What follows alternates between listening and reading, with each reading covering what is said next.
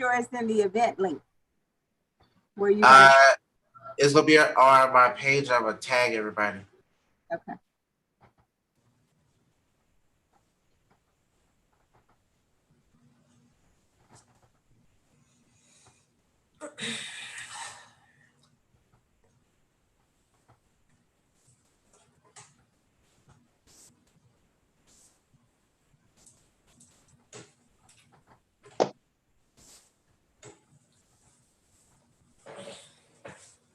Oh, my face back there.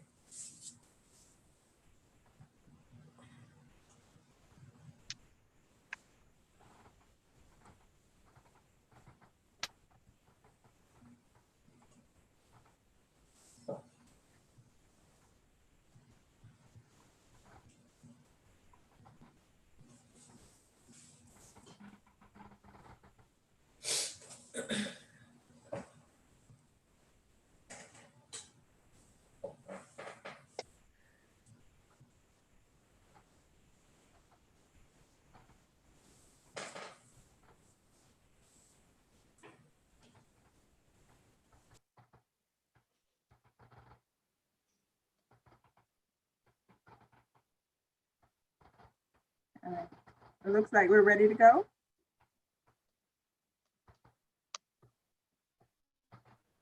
It's live, but for some odd reason, it's not letting me tag y'all.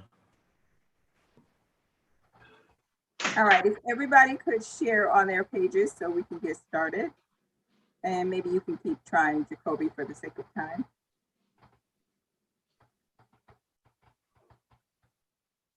Yeah, I was able to share it. So, So was I. yeah.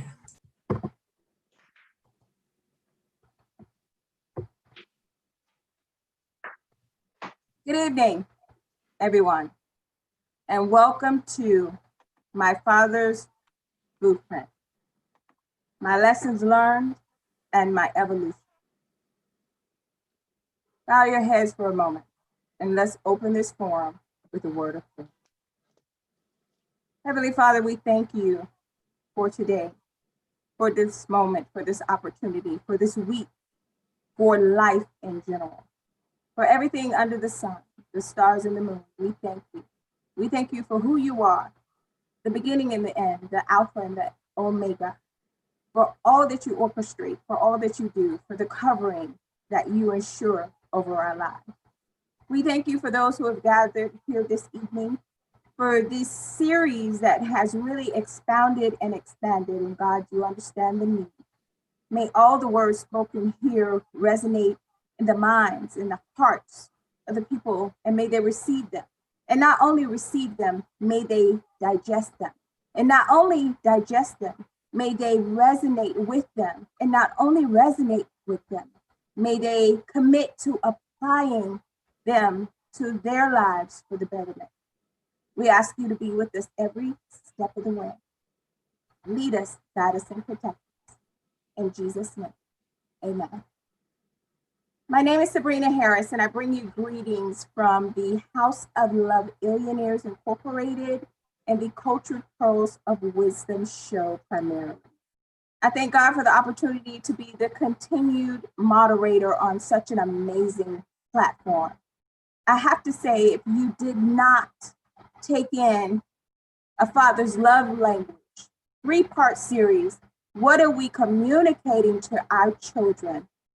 I encourage you to go back and catch the replay.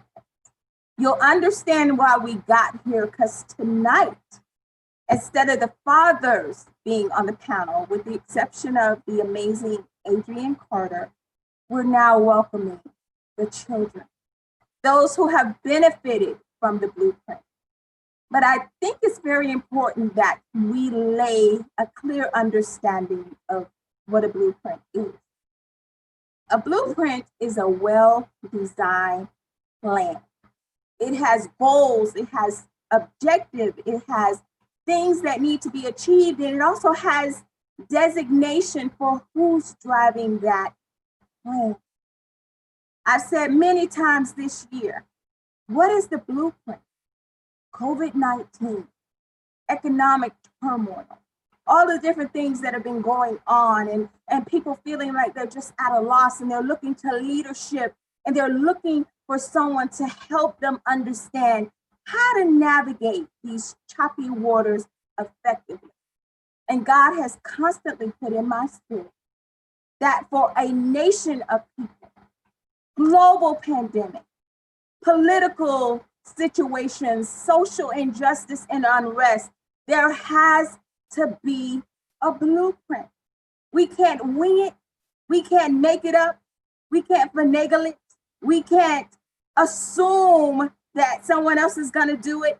We need to know our roles. We need to know where we're going. We need to know what's going to happen, and we need to execute. That is still my message to today's society. What is the blueprint? And do you know your role inside of it? So now we assign that to fatherhood, one of the most essential parts of leadership. What is your blueprint? What is your plan? What are the tasks to be completed? What are your obligations inside of fatherhood? And how are you going to carry those things out? And do you understand and recognize the need to bring someone else in to help support your plan, or to delegate role, understanding we are not the all-in cure to everything? The wisest individual in the world understands I need to welcome and glean wisdom from others around me who have proven it. So with that, the blueprint. We're going to start this again. The basic premise is this. As the moderator, I'm going to infuse wisdom into this from life orchestration. The questions are not scripted. The young individuals on this panel, they have no clue as to what I'm going to ask or say. So this is really coming from their heart. They're not scripted. 2 minutes response, typically. Sometimes you get wrapped up into it and it takes a little longer, but everyone on the panel will speak. That's kind of the housekeeping. We also encourage those who are watching this in the community, please access the comment section. Like, share, leave comments. I believe there's someone, Jacoby can correct me if I'm wrong, but someone monitoring for questions. Yes, I am. Okay. So if you have a question that you want the panel to address, by all means, type it. Jacoby will ensure that I get it, and I will ensure that it's asked. So panel, are you ready? All right. What I'm going to do now is allow each of you the opportunity to introduce yourself. And we're going to start by seer most, accomplished most, educated most, beloved most on this panel today. And then I'm just going to go as my heart leads, because Adrian, I believe, is the oldest among you. So we're going to give him one. And Mr. Carter, with that, all over the place, well-known author, teacher, educator, conflict resolution guru. Introduce yourself to the people. Thank you. First of all, good evening, everyone. Jacoby, thank you. It's always an honor. I love your spirit. I love the work you do. I'm always here for you. My name is Adrian Carter. I'm an author, conflict resolution practitioner, and I'm a leadership development trainer as well, and I'm also an educator. I'm also the author of a recently published book titled Let's Get Married and Do Everything Except Make It Last, which talks about conflict resolution in love, marriage, and relationships. And it's an honor to be on the panel. Thank you very much. I'm going to go next to the mixed male on the panel. And if you, I mean, his likeness is really uncanny, and Pastor Thicklin will have a conversation about this. But without a further ado, Justin Thicklin, introduce yourself to the people. Hello, how are we doing? My name is Justin Thicklin, born and raised in West Palm Beach, Florida. I'm a recent graduate of the University of Central Florida. I earned a degree in human communications around last year, around this time. And I'm just happy to be here. Thank you very much. Well, educated man. I'm just going to really, I'm going to drive it your way so you don't see how much that education and nurturing has proven. And we're going to shift right on over to Shayla Graham. Introduce yourself, Queen, to the people. Hello, everyone. My name is Shayla Brabham. I, too, am a graduate from the University of Central Florida, so go Knights. Congratulations, Justin.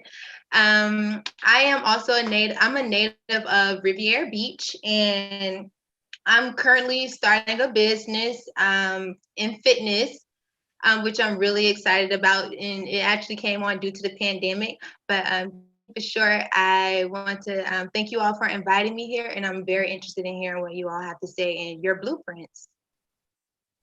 That's amazing. And please share for us who your father is, because he was on this platform previously. My father is Bishop Angus Brabham. He's the leader of the Sanctuary of God on 31st Street in Riviera Beach, 1273, if we have any of our members out there. And I am pleased again to be here to honor him, a great man. Amen. Thank you very much. And moving right along, Shantae Wallace. I don't know you personally, but Queen, please introduce yourself to the people. No, you're perfectly fine. I am Shantae Wallace. I am originally from Ohio. I am the podcaster of Tay's Random Thoughts and Rants. I kind of shifted gears, used to be a mortician. So that's definitely a change of pace. Yes, I know y'all face all that right there. Yeah, right. And also I actually do an online business, which is Tasty Moss. So I sell herbs and etc. So, and I'm glad to be a part of the panel. Awesome. Thank you for being here. And yes, that is very different context, but very interesting, to say the least. And last but certainly not least, the beautiful Crystal Morris. I do not know you either. But Queen, introduce yourself to the people.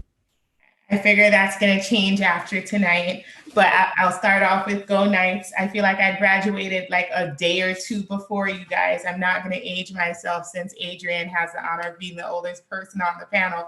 Boo, I threw you out there. I'm sorry. But my name's Crystal Morris. I'm the Director of Services for Indian River County here on the Treasure Coast. I'm also the CEO of a LLC and a nonprofit, One Caring Adult, and I Am One Caring Adult. I got so creative. I just put an I Am to change the name up. But what I do is I do DEI work. I get the honor of having some really uncomfortable conversations when it comes to race and justice and trauma as a trauma-informed practitioner. So that's what I do here on the Treasure Coast and throughout the state. Amazing. Thank you so much. And I must say, with all of the knowledge and the expertise and the credentialing and everything represented here, we are demolishing stereotypes. We're breaking down these strongholds of what people assume young individuals, particularly melanin-driven individuals, are supposed to have accomplished, be, look like, or do. So I applaud you. With that, I'm going to shift over to the amazing, I don't know when he gets sleep, and I can say that because people say it about me, Jacoby Waters, CEO of Young Men of Distinction and Gentlemen of Distinction. And I'm just kidding. Go ahead, Jacoby, give a word to the people. Thank you. First off, I want to thank everybody that's on the panel. Thank you for supporting the vision that I had to want to spark conversation. I'd like to thank Sabrina for, supporting my vision as well. She supported A Father's Love Language, and she supported my vision to steer in a direction now of hearing the response from the children. That's something that I thought was very key and pivotal. We always hear from the adults. Sometimes it's good to hear from the children about how our parents, laid the foundation for us to where we're at today. And to everybody that's watching, again, thank you for tuning in on a Friday evening.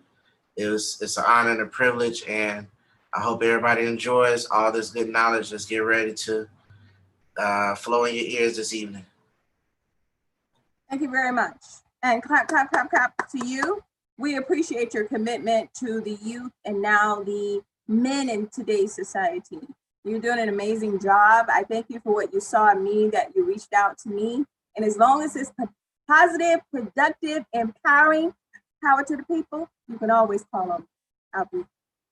I want to start this out by affording you all the opportunity to honor your father. You're on this panel because you were able to take the blueprint, apply it. We're going to get into that, and become something very successful inside of it all. So paying homage and respect is very important, because these fathers apparently showed up, stood up, rose up, and stayed engaged and involved in your life. So Shayla, Queen Sister, let's start with you. In your own words, from your heart, I want you to honor your father.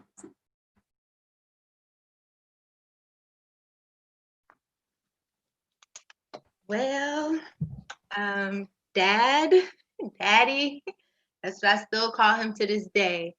I just want to thank you for always loving me, no matter what I put on myself, because I put a lot of things on myself that I didn't have to do.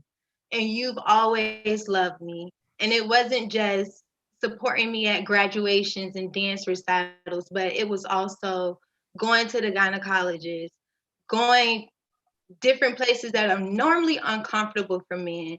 But you always showed up for me. You always had my back. Even when I was an adult and it was time to let my hand go, you always had my back. You always showed me unconditional love. And if there was nothing else I could thank you for than that, I want to really, from the bottom of my heart, thank you for the love that you've always showed me, even when it was hard to love me. Thank you, Dad. I love That's you. beautiful. Very beautiful and clearly heartfelt. And for a father to stick by a daughter and make himself uncomfortable so that your comfort could be ensured, I think that's a beautiful thing. Thank you very much. Justin, let's go to you. Honor your father, please. For the man with many words, Pastor J.R. Thicklin, Pops, Dad, he's honestly the greatest example I could ever look up to. I have a son myself. He's 1 year old, and the biggest fear that I had going into fatherhood was that I wasn't going to be able to amount to being the father that he was, to being the man that he was. My father, like, I quote him every day because he's always taught me. He's been my biggest teacher in life, like always. I appreciate him just for making me feel like it was normal. It was okay to have a dad that cared, to have a dad that will go the extra mile for you, to have a dad that even if he doesn't relate to something, he will try his best to understand. Like, my father knew love in so many different ways, when it came to support, when it came to teaching, when it came to even learning from me. He was that type of person. He never really tried to force things on me until he realized that I was greater than what I was actually putting out. The biggest thing he would get mad at me for is that I'm not reaching my potential. Like, why are you not being greater than what you can be? Like, that was like something that I appreciated from my father. He had never allowed me to accept average, because he always told me that average was just as close to the bottom as it is to the top. He always told me that I got to push for greatness, because that's exactly who I am, and always represent exactly what my last name represents, which is a legacy that is way more greater than what we've seen. So just thank you, Dad, just for everything. Thank you just for honestly being the standard, and I appreciate you. Wow, it's amazing.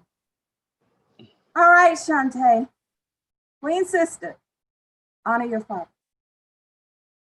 So with my dad, Cool Daddy Mac. That's what everybody called him, Cool Daddy Mac, because that's what he was.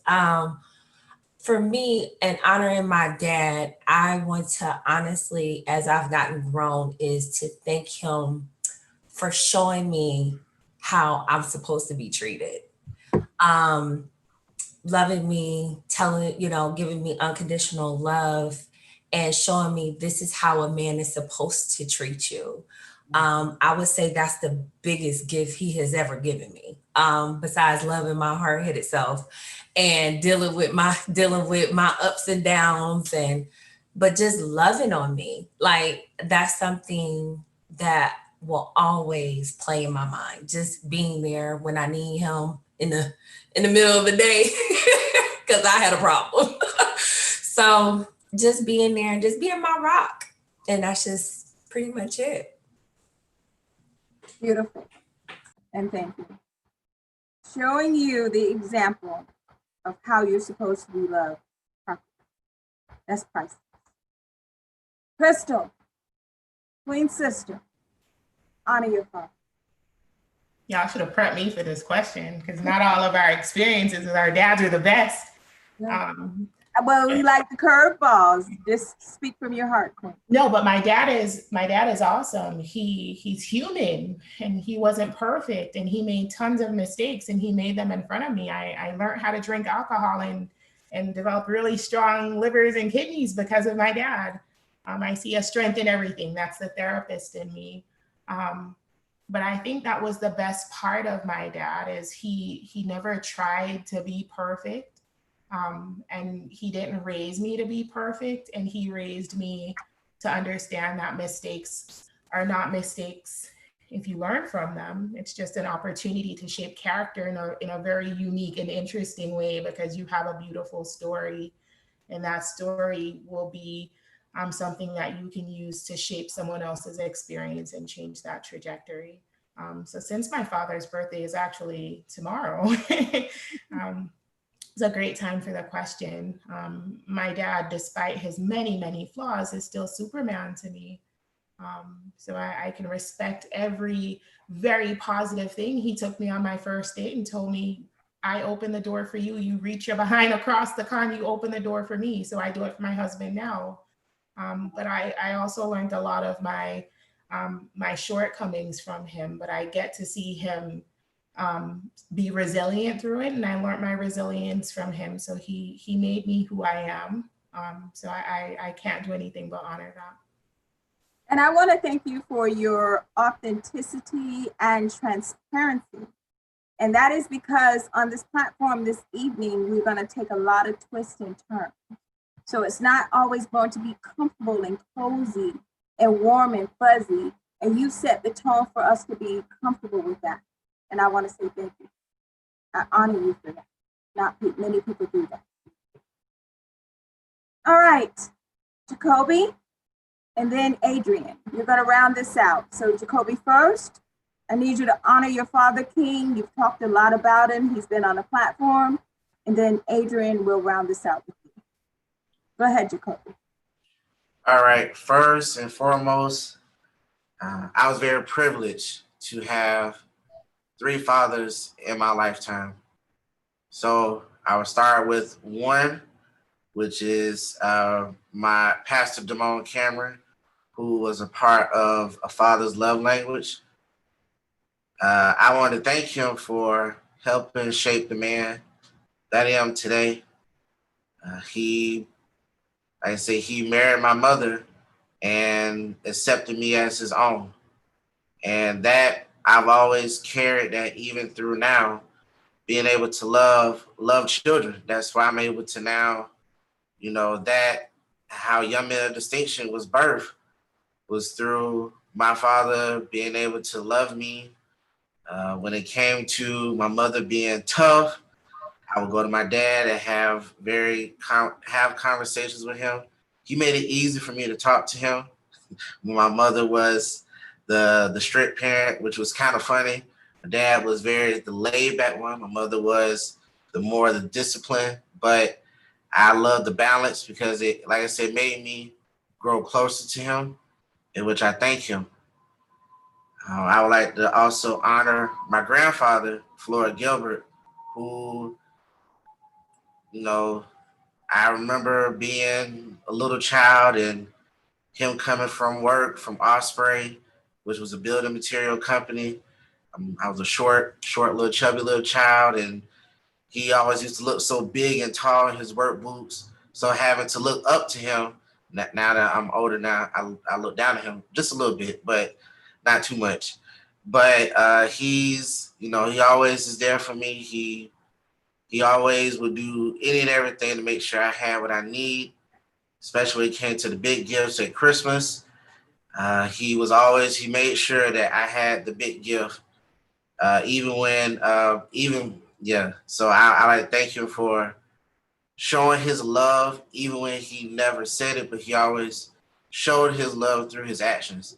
That's what made me always honor him, because you know, that just made me honor. And lastly, I would thank my biological father, who, as our relationship now has, we're very much involved. He was not involved growing up as much, but now, for our relationship to have flourish and blossom to where it's at now, I can just text my dad if I'm going through something, or just simple call, just see how he's doing.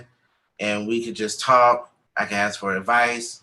So it's like, I feel like my life has come full circle with me being able to have, three male figures in my life that were just, they each played a very pivotal role into the man I am today. That's beautiful, Jacoby. And I like that you honor them all in distinct ways. And we want to thank the dad for the big gifts. We're not going to minimize that. Thank you, Dad. That was beautiful. That was very beautiful. And on to you. My father came and got me from Jamaica when I was 7 years old. And I knew I wanted to be a father when, I think it was around Hurricane Andrew, came outside. It had rained the whole night, the whole hurricane had passed through, and he held me up in my Simba Lion King moment. And he just looked at me while he was holding me up in the sky. And for a very brief moment, my eyes was looking into his, and I just knew that man loved me. I just saw love radiate in that exchange. And I always wanted to be a father because of him. I didn't want to have children early, but I just knew I looked forward to one day being a father because of the love that I just felt from him. Like, I wanted to be able to give that back to someone else. So my father has been a pivotal part of my life for really my entire life. But I applaud him for coming back to Jamaica and getting his son and providing me an opportunity here in the United States of America with a great support system of mentors and other leaders who I grew up around, with my pastors and my godbrothers and sisters, who have been, my rock in so many aspects of my life. So my father is very much loved and cared for. Interestingly enough, I just talked about him in Sunday service, maybe 2 Sundays ago. And I honored him publicly by just telling him, thank you for always being a good father to me, modeling good fathership. And even when he and I have had our conversations, he's taught me how to be respectful. And what I appreciate about him most, especially in this recent season, is how he respects me and how he communicates to me, and how it's definitely a man-to-man relationship. He's still my father, I'm still his son, but the conversations have grown to another level, and I'm appreciating and enjoying that with him.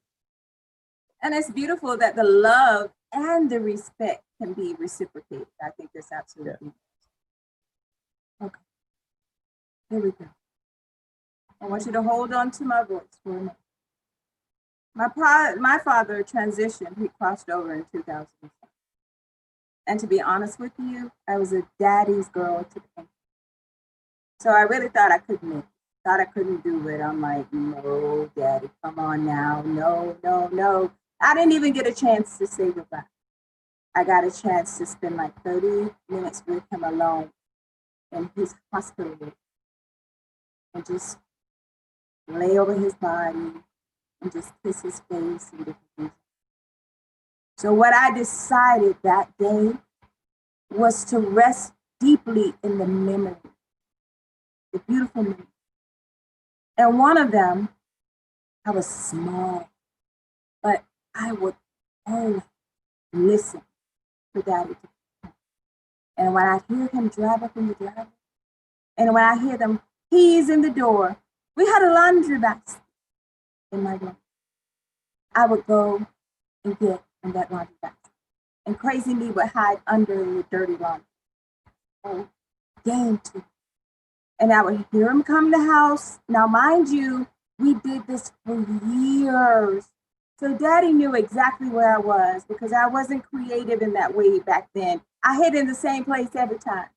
And I'm in there laughing. He doesn't know where I'm at. I'm all excited. So you know what Daddy would do? He would go through the whole and just make this whole big display of opening things. And I'm looking for my baby girl. And when he finally come to the basket, it was like, oh my God, my heart would melt over and over and over. And I've clinged to those memories so greatly that my dad has presented himself in dreams. And in those dreams, it's crystal clear, it's white, and he's talking to me about things that are relevant in my life so that I know he's with me. So the question now is, what fond memory do you cling to of your father that you reminisce on, that you'd like to share with the world? Let's start with you, Jeff.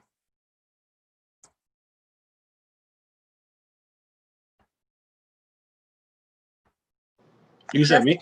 Oh, yes, gotcha. let's start with you. All right, my bad. It's a lot of them. I feel like one memory that I do hold on to a lot, it happened in church around, I feel like I was 14, 15. I know I was in high school. And my father, like, he plays the saxophone, the piano, he sings, he does a lot. But one thing that my dad never really knew is that I learned how to play piano by ear, like staying after church, like every once in a while, just playing on it. And when he found out, it didn't take him long to try to get me involved. You know how pastors are, guys. They want to get put, like, they want to use you however they want to, like, let the Spirit use you in church, all that good stuff. But it was one time towards the end of church, and he called me, and I was playing the piano, and I remember he was just telling the church how proud he was of me. And I feel like that was probably one of the best moments of my life, just because of the fact of it's those little things that fathers see that you don't realize that it's big to them. Because to me, I was just playing piano because I saw my dad play piano all the time. Like, my brothers played piano, like they played instruments and stuff like that. So I feel like that moment meant so much to me just because it showed how much he appreciated me. It's like, instead of me just appreciating him, it was just he appreciated how much he admired what I was doing, how much he admired the growth in me. And I feel like I hold on to that moment so much just because that was a moment that we truly bonded on something that he can do and something that I learned from him, and just the love within that as well too. Thank you, Justin. And for those who are listening, particularly the fathers, but this applies across the board, give voice to the things that you are enamored by as it relates to your children. Give voice to how you love them and appreciate them and honor them and how much you admire them and are inspired by them. Let nothing be assumed. I just talked about this. Affirm your children, affirm your love, affirm everything about your relationship. Don't leave it to be questioned. Crystal, twin sister, a fond memory, or several, if you will, whatever you feel in your mind and heart. No, I have one. So like Adrian, I grew up in Jamaica. Well, he left when he was 7. He ain't really Jamaican. But I'm teasing. I'm sorry. Don't fight with me. But I was born and raised there. I left there when I was about 15. So not much older than you. That's why I said I'm teasing. But my dad used to do this really cool thing. I was a dancer when I was there. And I danced for a ministry in my church. I led a dance ministry there. And he knew that I really enjoyed dancing. And we had like a bunch of churches. They formed this dance ministry in Kingston, one of our parishes or one of our cities. And he would take me to those performances whenever they had them. But it wasn't like a jeans, t-shirt, tennis shoes kind of thing. It was like you were going to church. You were suited and booted. And he would take me to those performances. And then afterwards, he would take me to a really nice restaurant and we would have dinner. And it wasn't me and my siblings and my mom and my dad. It was me and my dad, because he wanted to make sure that I would understand what it was like to be treated like a young lady, and what it was like to be courted, not just to be pursued. So that's always when I think about like the best of times. I also learned how to make really good drinks at those restaurants. But when I think about like the really fond, hey, he was an all around dad, man. When I think about the really fond memories of my dad, that has to be the top of the list, because my dad was the one that taught me my value as a woman, because he wouldn't allow me to see myself as anything but valuable. Thank you, Crystal. And I drew from that, I gleaned from that one-to-one quality time with your children is very important. And that's with each individual child, if that would be the case, that there's a special bond and a special time and a special moment to be considered. And it's something that you've never forgotten. So clearly it's very important. Thank you. Shantae, Queen Sister, fond memory or memories? I had a lot of memories of my dad, a lot actually. But one memory that plays in my mind of my dad is my dad passed away in 2014. And I feel like as a mortician in me, I feel like people know when they about to die. They just know. And I literally talked to my dad 15 minutes before he passed away. And the conversation was because my dad, let me tell you, he was not having me moving to Florida. Like, he was like, ugh, you moving? What are you moving? My baby girl moving. And I talked to him the day that he passed away. He wasn't sick, wasn't like, nothing was wrong with him, just talking to him. And I remember he was like, hey, Bookie, he was like, I'm so proud of the woman that you have became. And I was like, well, thank you. And he was like, I just love you so much. Like, you are my true baby. And I was like, oh, Dad, I thank you. And I kind of just like, okay, thanks. Appreciate you. I love you too. And I think about it now, like that is the last conversation. That's the last voice that I would hear him just saying that.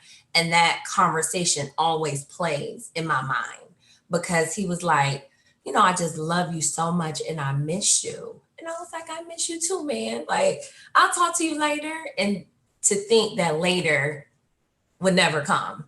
That was it. I'll talk to you later. I'll call you in the next 15 minutes. And he was gone. So that's one. I know that's like a sad one. I'll say more of a happy one is when I used to go to the daycare, hated the daycare, didn't like the daycare, like would cry the dickens that I had to go to the daycare. And I remember I cried the whole time when I was at the daycare. First day at the daycare, had a whole fit. And I remember him walking through the door and I was like, Daddy, I thought you left me. And he's like, no, I would never leave you. You my baby. Why would I leave you? I was like, get me out of here. So those are the memories. Those two memories play back to back in my head. Like he would never leave me, even though he's gone. So. That's beautiful. And what I posted from what you offered, even in the initial, which was beautiful, is to speak the words, I love you. Again, let's not assume, especially from a male perspective. Let's do away with the viewpoint that is soft or it's weak. No, I love you, son. I love you, daughter. I'm proud of you. I'm happy that God ordained for me to guide you in this life. Let's give voice to what is beautiful. So thank you. Kayla, I'm going to you, but before I do, Adrian and Jacoby, I want you to think about it. Because your mandate in this particular segment is a little bit different. I now want you to speak from a father's perspective of how we create beautiful memories with her. So I want you to think of that. But Shayla, Queen, beautiful memory or memories of your father. Okay. Kind of good and bad going last. Because I related to both of the ladies' stories about their dad, and basically your dad, in a sense, dating you, showing you how a man should treat you with love. But one of my fondest memories of my dad, and I hope I'm not giving away his testimony. I'm pretty sure he's been transparent throughout this process, so this isn't anything you guys haven't heard. But my father was sentenced to 10 years in prison. He went to prison when I was 3 years old. And I'm going to skip past those 10 years and remembering him coming home. And you all know when you're in prison, you don't have access to a lot of things. So he looked really good, tall, healthy, muscular, 6'3", a nice looking man. And I remember at some point in that 10-year sentence that he served, my grandmother, his mom, was saved. She got saved, and it was her mission to always have us with her in church, always taking us to church, making sure we built a relationship or had some sort of foundation with the Lord. And in her mind, when my dad came home, he would do the same thing. And little did she know that's not what happened. And I just remember days where it would be Sunday. He would say he was going to go to church all week. He would be in the backyard curling, doing some curls. And my grandma like, Junior, we about to go to church. Are you going to come? And he like, I'm not going to no church. This curl, this weight, this my Bible, just a complete heathen in her eyes when it came to his spirituality. But eventually he started going, and some years down the line, he ended up becoming ordained as a pastor. And I remember watching him, especially having all of these great men from all over the United States come to appreciate and give him his position on that level of spirituality and salvation. And it was just one of the best moments and fondest memories in my life to see my father go from that thick-headed man in the backyard not caring about his salvation in his life, like that was the last thing on his mind, into this spiritual being that he became. And if I don't remember anything, that's one that stuck with me, to see the growth in him, the spiritual growth.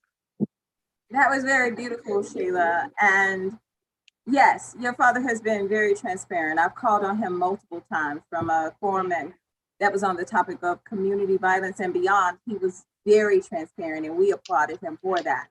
But what you've laid the foundation is the understanding that there's redemption for fathers, especially in the eyes of their children, that we're all human and we may misstep from time to time, but you can redeem yourself. So don't leave that wrong or that misstep or that injustice just festering. We can correct things, and to know that you come full circle in spite of your father's story, which is a beautiful from point A to point Z. It's to say, Right. I saw my dad's growth. I saw him put in the work, and I love and honor him for that. So that is powerful. So thank you very much. All right, Adrian and then Jacoby. Let's talk to the dads about how profound these moments are, these memories are. You see the girls clinging to him with everything, and especially even Justin. It made a difference. So how do we create these memories? Talk to the dad. Adrian and then Jacoby. I'm going to speak a little fast because I actually want to, if you don't mind, just answer really both questions. My father used to take me to Checkers when I was a kid growing up. So I have an affinity for Checkers, right? We'll come home from Friday night church service, and he'll be like, you want a Checker burger? And I'd be like, yeah, I want a Checker burger. And it was just our little thing, right? So I like Checker burgers. You can't tell me no health situations about a Checker burger. That don't mean nothing to me. I go to Checker burger. It's like me and my dad doing it. The second thing is this though, and I'm gonna make this all related. Being older it's changed, right? So I turned 40 this year. So I don't know what y'all age is, you know. Sabrina done put me out there like I'm like, you know, I'm the granddaddy on the panel, right? So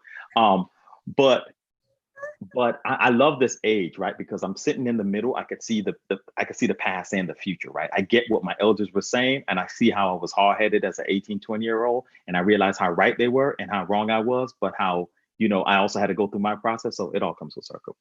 Now, so growing up, my father has stories, you know, like you said, Crystal, my father has stories from Jamaica for days.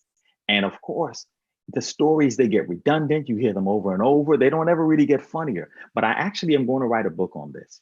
And that is capturing my father's stories, because now at this age, hearing his stories, they're so meaningful. They make sense in a different kind of way from before. Before, they were just funny and humorous. And let me tell you the story about how this man went to school, and the teacher asked the boy to spell mosquito, and the father was upset that the boy didn't know how to spell it, and he came to the schoolhouse and he was mad at the teacher and said, "Why would you ask my son to spell such a big old word like mosquito? No, it's the other way around." The teacher asked him, the child, to spell cow, and the father's like, "Why would you ask my son to spell a big old word like cow? Why would you give him something small like a mosquito?" So but those stories have become meaningful. Those stories, I realize, are actually talking about his assimilation to America, where he was, the lifestyle that he lived, right? It's not just this story. It's about his community. It's about his culture. It's about the way he saw the world. It's about the way he understood the world. And I had this epiphany some months ago, and I'm like, oh man. So now I'm like, "Hey, Dad, remember that story about so-and-so? Hey, tell me that story again. Please tell me that story." Because now I want to hear it, because now I want to capture it, right? So the point, though, in terms of how we create those memories is, I have 3 little ones, an 11, a 9, and a 7-year-old. And I work my darnest to cultivate individual relationships. My daughter and I, tomorrow morning, we're going to get our pedicure and manicure, right? So that's what we do. My son and I, my oldest son, he and I, we could just watch Netflix together. Or, you know, not too long ago, I took him out back and we just sat outside and talked. And he was like, "You know, Dad, thank you for talking to me," right? My youngest, he just wants to play, you know. But what I do with my youngest is I hug him. I hug that boy so much. I tell him, "Hey, you make sure you give me a hug, because I need your hugs, right? Your hugs give me power. So you got to make sure you hug me. Hey, man, do you know you didn't hug me when you first came in here this morning? What I told you about your hugs." So now he's just always hugging me. And I want that from him, right?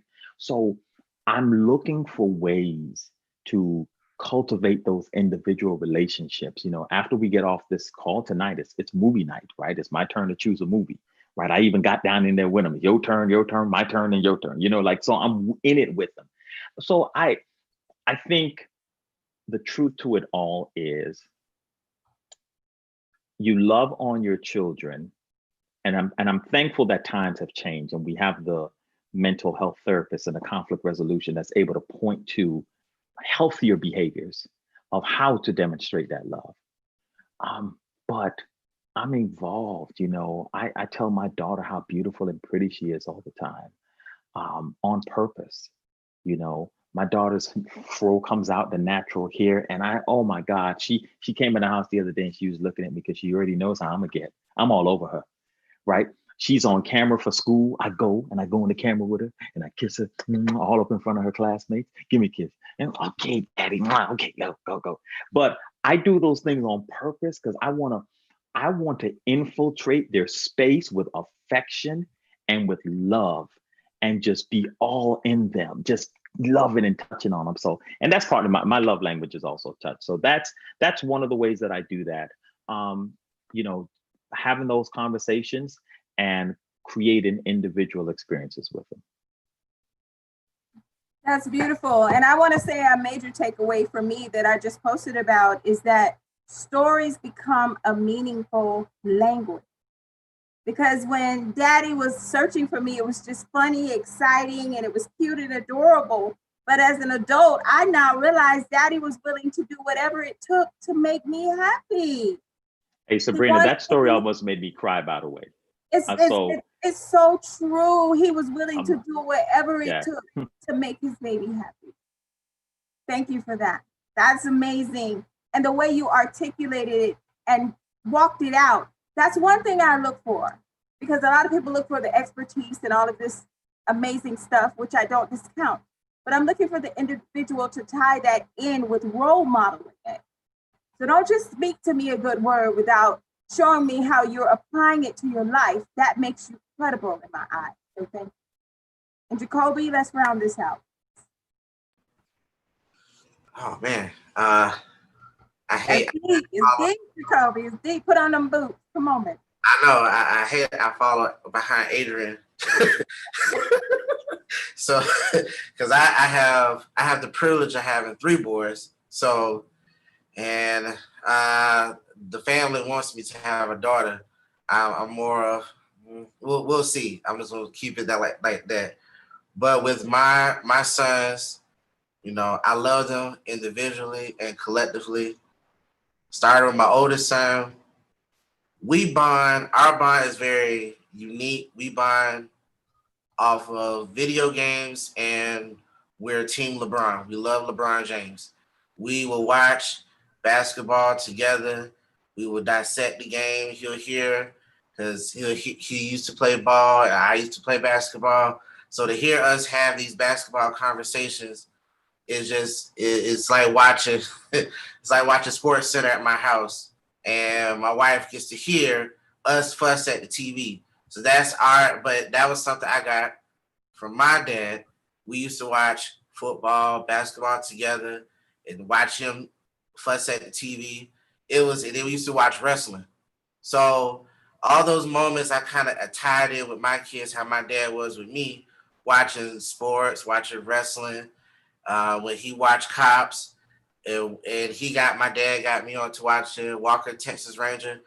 I'm young, but I used to watch some shows with him. so those were moments like I enjoyed doing with him, because it was like I feel like that's how I got an old spirit by like, watching a lot of those shows. And like I said, now here I am, I'm fussing at the TV and feel like I'm coaching LeBron while I'm at home. I know he can't hear me, but I feel like he does. And with my middle son, I created a special handshake just for him only. And we had to do the special handshake. And with my youngest son, he's named after me. And that young man there, he's one of a kind. And he's, I make sure that he's his own individual. Even though he carries my name. So for me, it's like when, I think about it every day, my work that I'm doing with Young Men of Distinction and all the other adventures, I think about with all 3 of my sons, the legacy I want to leave for them before I leave this earth. That's what fuels me every single day. Is when I finally lay to rest, I want them to say, you know what, my dad was, X, Y, and Z. And I want, so I always show them love in their own individual way. I may not say it as much, and I will get better on that, and I can be transparent, and I can admit I can't get better at saying it to them more often. But I show my love through my actions. So, like I said, I do echo what Sabrina was saying about need to start saying I love you, in which, definitely for my fathers and my mothers, definitely tell your children I love you, because you never know what they might be dealing with. Your love and your affection can change the outcome to a situation they may be feeling throughout their life. That's beautiful. And what I gleaned from you is bond with commonality. That it's a give and take inside relationship, even a father and a son and a daughter and a father, that the common points. I'm listening to Adrian saying you're going to get a mani-pedi with your daughter. So what resonates with her, you're finding a way to connect with that And I think that's so very important. That's a give and take inside of a relationship. Amazing dialogue to date. Now, I want you to prepare your minds and hearts for this, because this is deep. This is respectful question. So I want you to really consider how you're going to answer. But when we're talking about blueprint, it's a design and a role model. So from the way that your father attached himself, connected himself, and treated your mother, what did that establish inside of a blueprint for how you would handle your relationship? Let's start with you, Jacoby. So to see my dad treat my mother with the utmost respect was, I modeled, to see them. I've never seen, because I can honestly say, me and my sisters, we never seen them argue. Never, ever, ever. Even the one time they may have had a disagreement, they always made up in front of us. She'll say little pet names to my dad, and my dad just sit there, and it just be the funniest thing. And we just kind of but through watching them and observing them, they show the true essence of being married. And, like I said, I can speak on, I've never seen them argue. They are the best partners to each other, and they've been married over 25 years. And like I said, to see that growing up, it laid the blueprint for me to how to treat a woman, because I watched my dad. He was a provider. He never complained. He made sure he made it his top priority to be at our events. He made sure, even with work, and to piggyback on the last question, the memorable thing I have with my dad, I never told him this, so he's about to hear this now. So I was getting ready to perform for my high school teacher. She was retiring from my old high school, and I decided to perform for the first time singing. I haven't sung in years at that time. And I invited everybody, and I made it like a big deal. Like, man, I'm coming out of retirement with a singing chorus. I'm gonna honor my high school chorus teacher, and I was super excited. And then when my son, he was we call him CJ. He was sick, so he couldn't go. My wife couldn't make it, so they didn't know, but I was very bummed. I was very sad. I was like, man, I'm not gonna have, I wanted my children to see that side of me that they probably never see again, was their dad, him performing and singing. And so then, my mom was busy with my sister at the time for an event. So I'm like, man. So I started to feel sad, I was seeing other people have their family there, but I tried to block it out. But when I saw my dad came from work, and he came and he was there to support me, it was touching. And I held it in because, like I said, I wanted to cry, because it was touching to me to have him there. He came from work, working long hours. So, that showed me that I would do any and everything when it comes to my kids and different activities. I'm gonna make it my duty to make sure I am there. So how he treated my mother was, I can't match.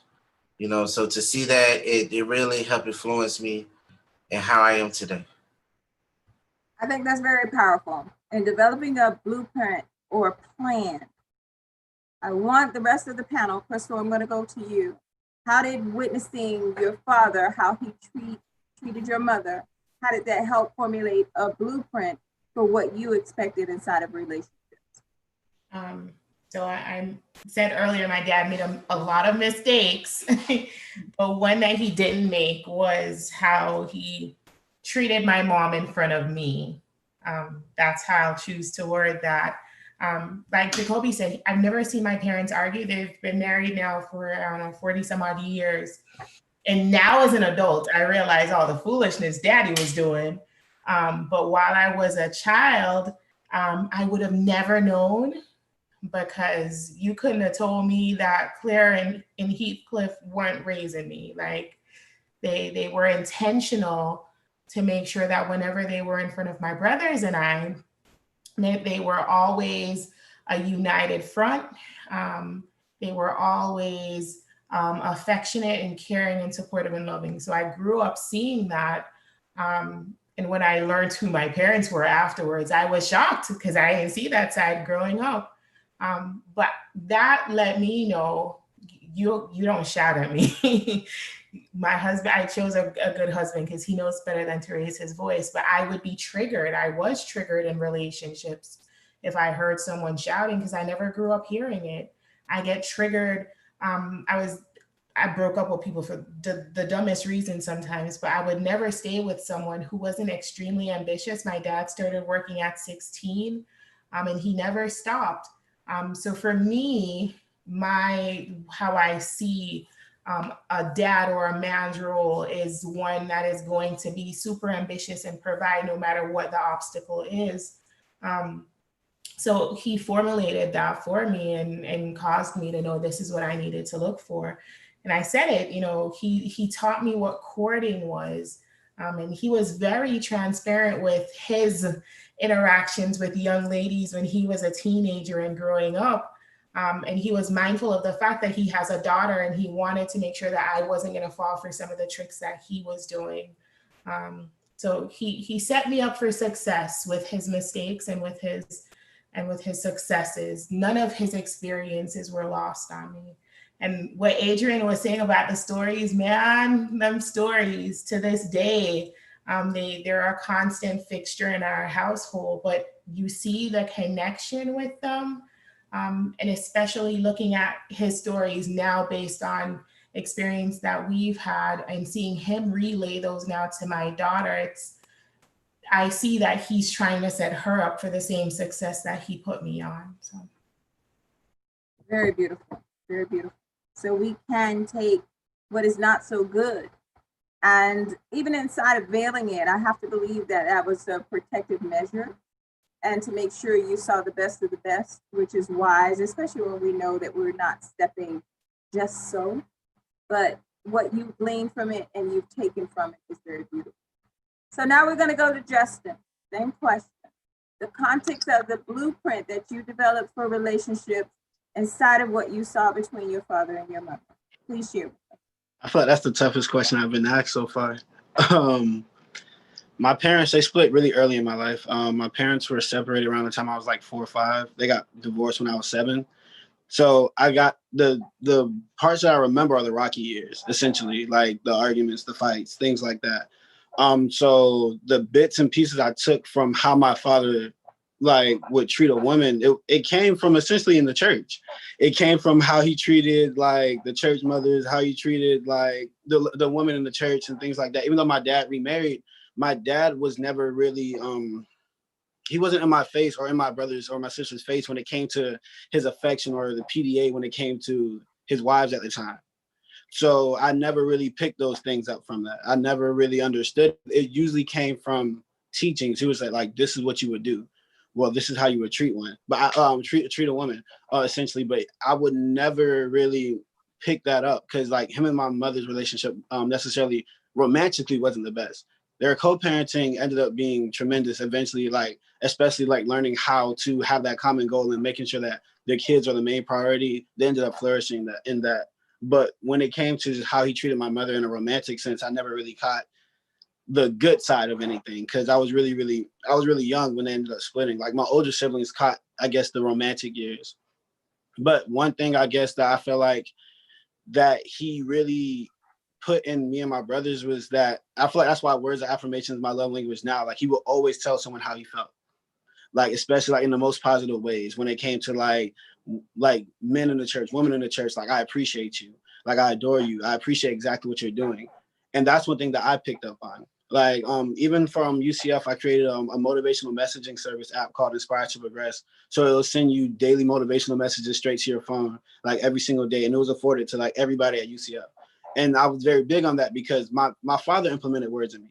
So therefore, there's life and death in the power of the tongue. So therefore, he used to always speak life into me. So therefore I always wanted to do it to somebody else in relationships, whether it's platonic or romantic, essentially. So I feel like that's what I picked up on. I think that's amazing, Justin, especially knowing your father so well. And I think it also gives us hope inside of relationships that do not necessarily work out, that you can always pick up and continue to role model and continue to impart wisdom. And there are things that you can continue to do to build your children up and guide and nurture them. That too, especially parents of a child, they don't make it inside of a relationship. And I think Adrian can attest to that, even with the book that he's written, that their co-parenting style is very important, and how they round it out in the end is essential. So thank you very much for sharing that. I think that's amazing the way you put it. All right, Shayla, same question. Then we're going to go to Shantae to round this out. Yeah, this one was a tough one for me. So my father is not married to my biological mom. They separated at maybe 3 years old. I'm not even really sure. So I never really actually got to see their interaction and the love between them. But when it comes to my now, and I don't even like to say stepmom, but for separation purposes, his current wife, my stepmom, my mother as well. They got married when I was in 9th grade, and it was rough, to say the least. I mean, we would sit around a table and they would argue about every little thing. They once had an argument about like how guys started wearing their pants below their waist, with their, not on their waist. And they would just argue about the silliest things. And I remember my sisters and I always sitting at the table just telling them, you guys should just get a divorce. Like, why do you even do this? And then about 4 years later, I went off to college. So the one thing I will say that I think now being an adult and looking back at their relationship, because I've always made it a point to just kind of stay out of it. I don't want to have anything to do with that. You guys go to God, he'll help you figure it out. We'll just settle it like that. But the one thing what I think I pinpointed was my father was still a tad bit institutionalized in a sense. So for him, it was hard. And it's weird because to his daughters, he always showed us love. We never had an issue with that. But to my mom, sometimes it seems like he couldn't give her the love the way she needed it. She needed affirmation. She needed the massages or whatever it was that she was asking at that time. A lot of the arguments were about the love that he wasn't able to provide to her. So I think him breaking through that barrier would have helped a lot. Now, just to fast forward, because again, I left and I didn't come back for about 10 years. So now as I watch them, their love has matured. In my opinion, and if my dad is watching this, we're a no nonsense, it is what it is type of family. We are tough on each other with love. So if he's watching this now, in my opinion, my humble opinion, I feel like there could be a little more growth in that area when it comes to affection. So for me as a woman now, still in search or waiting for love, I've always tended to date guys that were more affectionate because it was something that my mom always complained about with my dad. So I found that one thing that I was like, I don't want a guy that's like my dad. Like, he don't show no affection. I don't know what they're doing in that room when the door closed, but it must not be good because she always complaining when she come out of it. So I want a loving guy. So if I could say anything to that, I think he's a great man because he always provided. He did the masculine things that we were trained, that society trained us to believe that a man should do. He always provided. We always had a home. We always had food. There was always bacon in the refrigerator. we didn't have those type of issues, but stepping into the more emotional side of things, it made me look for a guy or draw near to men that were more in touch with their emotions. Wow. And I just have to commend you all, because I didn't expect for these responses to be easy. But what I wanted to make sure were that they were authentic. And you guys have really done that. But Shayla, I want you to hear what came from my mind and heart. And I'm typing this right now. Children, capitalize on the takeaways from your parents, even inside of relational challenge. And I want you to know there is no oddities here. We've all encountered relational issues and concerns. We all have periods of being and knowing that are very polar opposite. We all have points where we're defining ourselves and learning ourselves and conditioning ourselves. God blesses me, next month I'll be 50 years old, half a century. And I'm still growing, I'm still becoming, I'm still evolving. So that never stops. But one thing that is essential is that you're able to take the lessons as part of the blueprint. The goals and objective, you're taking the lessons even from the not so good, and you're correcting it. We're not continuing on these cycles, these patterns and different things. We're learning from them. We're growing and we're doing. So this is good stuff. This is what people need to hear. We don't need you to be perfect. We need you to be authentic, because there's no perfection on this planet. All right, Sean. They set a heavy tone for you, Queen. Come on. Oh, that was heavy, but come on, bring it home, bring it full circle. Well, with my father, just a little bit. They didn't call him Daddy Mac for nothing. I just say that for the most part. My dad, before he married my mother, he had a lot of play in him. It's just what it was. A lot of play in him. He had, and I'm being nice about it. He wasn't ready to be a dad. He wasn't ready to be a good man right then and there. But when he married my mother, and of course they had me, he was ready to transition into that role with being a good man, being a good father. He was one of those fathers where do as I say, not as I do type of dad. Because if you go on that path, we have a laundry list. But as far as my dad goes, as far as the love that he showed me and my mom was just epic. Like it was, I think he kind of made up for it. And I feel like, I wouldn't say it was more of a regret thing. I feel like he did it because he wanted to show me something different than he showed his other children that he had, if that makes sense. So when I had him, he was awesome sauce for me. He was a great dad. He showed me how a man is supposed to treat a woman. He showed, my mom unconditional love. I feel like that's the reason why I have hard time dating now, because I'm like, my daddy didn't do that, so you better go. He did not do that, so I don't know what to tell you, sir.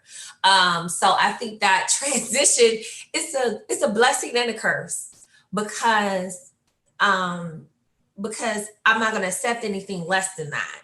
I don't want someone to be identical to my father, by far, but at the same time, his qualities that he have as far as being attentive, showing love, being affectionate, like just the overall love that he had for my mom and them being best friends. That's something that I would accept no different going forward in my life, and me being like, I'm 34 years old. I'm not gonna accept anything different. My dad didn't show me that type of love. If you're not showing me that type of love, I don't know what to tell you, because my dad set that bar high. Not saying that it can't be reachable, but he definitely set that bar high. That's beautiful. Let me say this, because this is very important. A part of a blueprint or that plan is assessment and monitoring, critiquing. being able to figure out what's not just right, the pieces that are not fitting, the things that are not going together, what's not allowing this plan to come together just so. So inside of what we've done this evening, I personally challenge each of you to now have those conversations with your fathers, if that can happen. Go back and let them understand really, because it's going to help them as they move forward, still as your father. And it's going to help strengthen your relationship and your bond. So let's be very intentional about the difficult conversations. We like it easy, we like it simplistic, but the most productive and beneficial relationships are anything but simple. They're complicated. Adrian, do you have anything you want to add to that?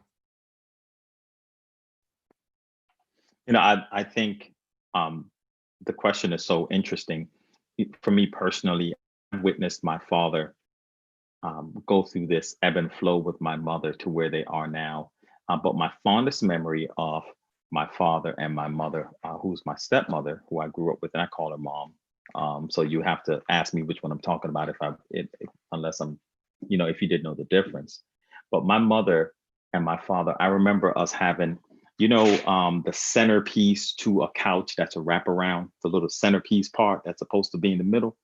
They didn't have the wraparound part, they just had the centerpiece. So that's funny. So they used to have the centerpiece, and my mom is a thick woman, and my dad, he and I are built alike. Man, he used to be sitting up on that little thing with her, all up in the arms. And I'm like, you holding all that? Man, he was loving on her. And that to me was so sweet. And in my mind, when I've seen them have rocky moments, I've just always wanted them to go back to that centerpiece. Yeah. Can y'all just find a way to get back to that centerpiece? When I saw that affection between them, and I told y'all, I'm a very touchy-feely person. When I saw that as a child, 8, 9, 10, 11, however old I was when I saw that, it was just so beautiful to me.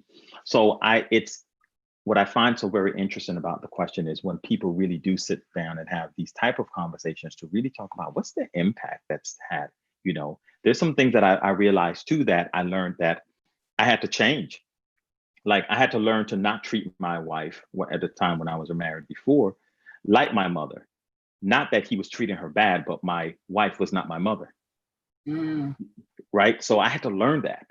And that was like, when that revelation washed over me, I said, oh shoot, if I'm just because I'm doing that because my dad did that doesn't mean anything. But I tell you one thing though, I thank God for the woman I'm gonna marry one day, because I love to buy jewelry. Let me tell you, I think my mother has a whole jewelry shop inside of her house.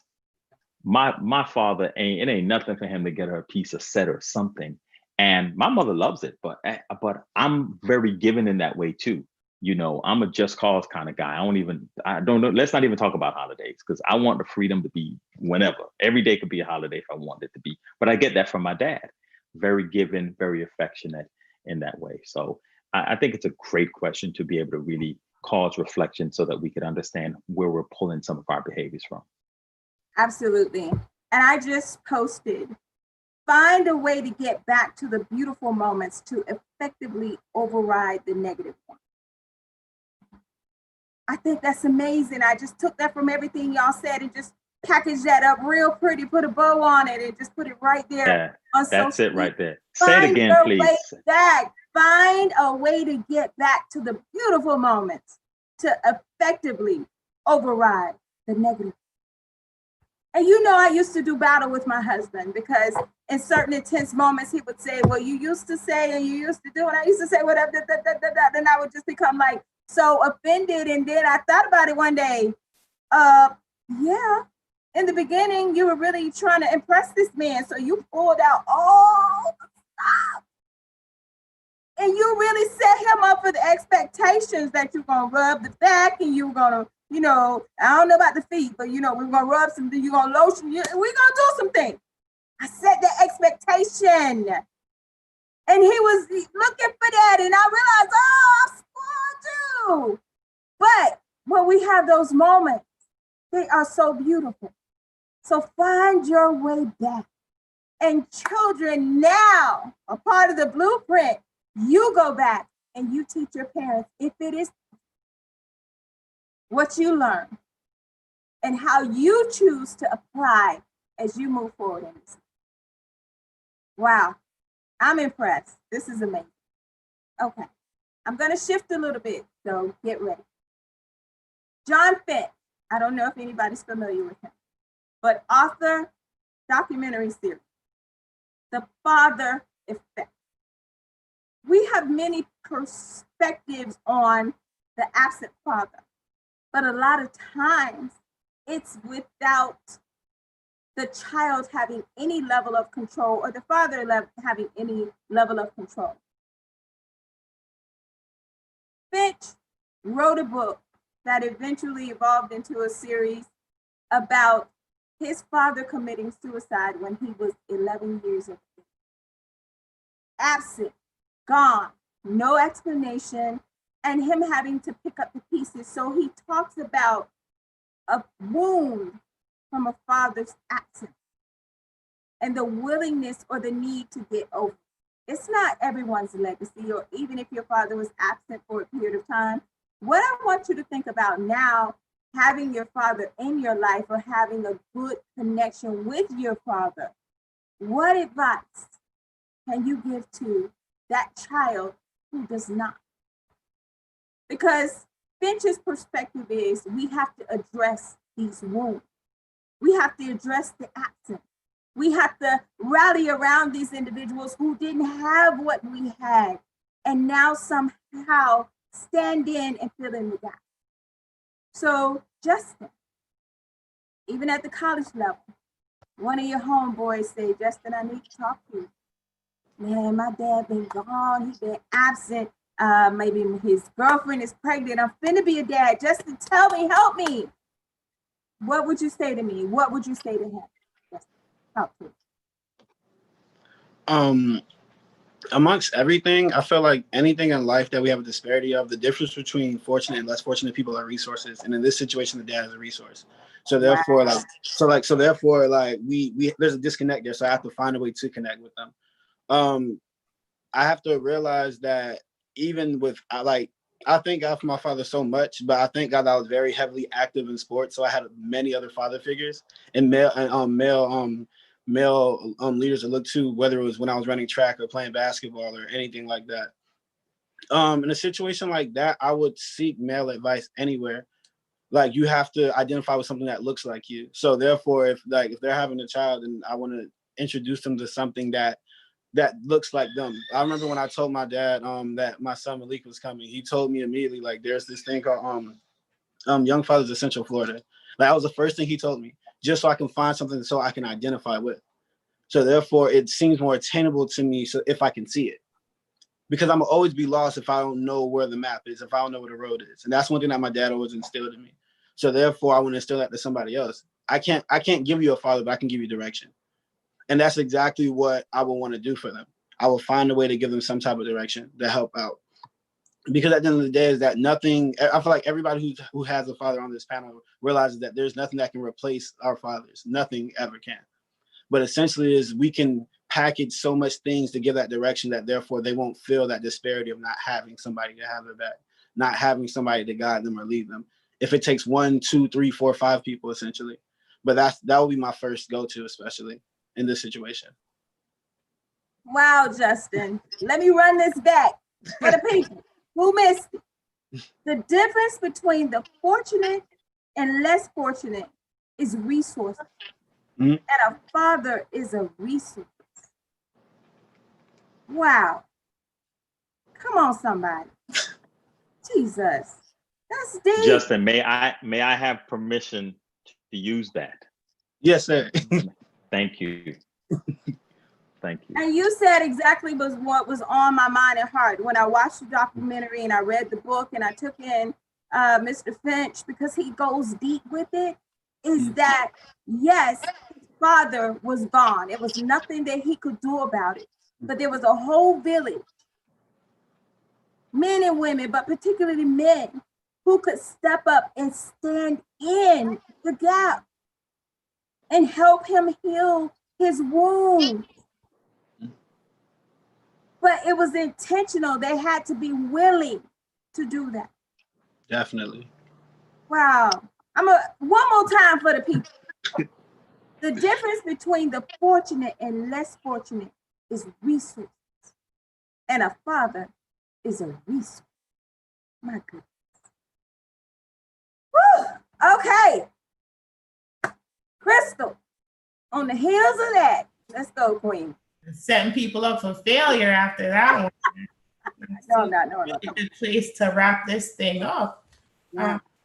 But I'm gonna steal that one too, just so you know. Ain't no royalties coming from this side of the world. But I think that's one of the reasons why I named my nonprofit One Caring Adult. So when I do trauma-informed care trainings, right, I talk about the fact that 56% of young people, they don't have someone in their life that they identify as a caring and supportive adult, whether it's a mom, a dad, aunt, whatever the case may be. But then we expect these young people to grow up to be productive members of society, while that whole hedge of protection that we pray for around them doesn't exist to them because they don't believe they have someone to care for. We parent the way we've been parented, and we love the way we've been loved, and we're going to father the way we've been fathered. We're going to mother the way we've been mothered in most cases. So for that individual that didn't grow up with that, the need exists to meet what Justin said, to meet that resource, to fill it, which is why we can exist in this, exist in silos. That's one of the disadvantages I realized here. Growing up, I didn't know that everyone on my street and everyone in my community weren't my family, because everyone was auntie this and uncle that, and everyone had license to whoop my behind. And now instead of living on the front porch, we open the garage, we close the garage, and it's very common not to know the name of the person beside you, let alone down the street.